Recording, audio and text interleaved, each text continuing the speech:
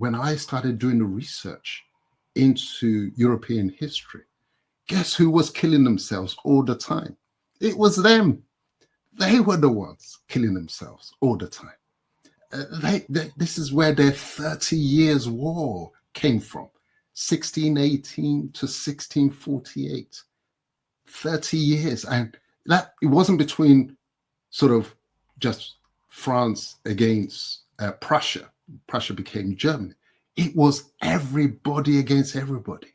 It was the Spanish involved. It was the French. It was the Italians. It was these days you struggle to believe it, that Sweden, tiny little Sweden, that you know IKEA and was it ABBA? That's all we associate with Sweden. Such nice people.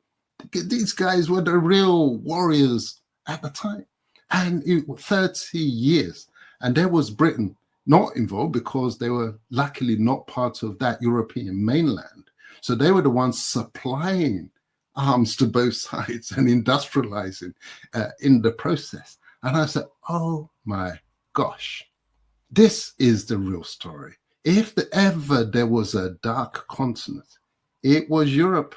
It was Europe. The light only came on in Europe because of the dividends from and the benefit and the subsidy from the slave trade and slavery. That was the economic subsidy that they got. That was the booster for their economic performance, because the Chinese, Asia was light years ahead of them. India was light years ahead of them. And the one that was most civilized of all, Africans, was Africa. Because we didn't, what were we struggling for? What weapons were we using to keep killing ourselves? Was it the machete? Can you compare it to the guns?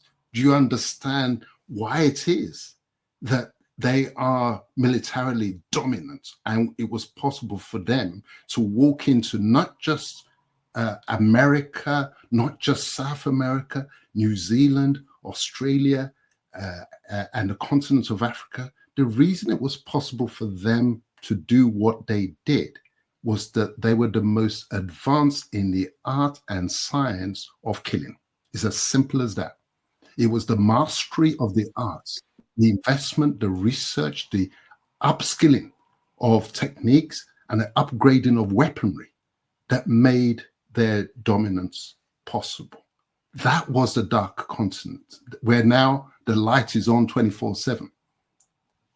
But the continent that was civilized and stable before those who I call the colonial Confucianists came to trespass into our space was, tell your children, it was Africa.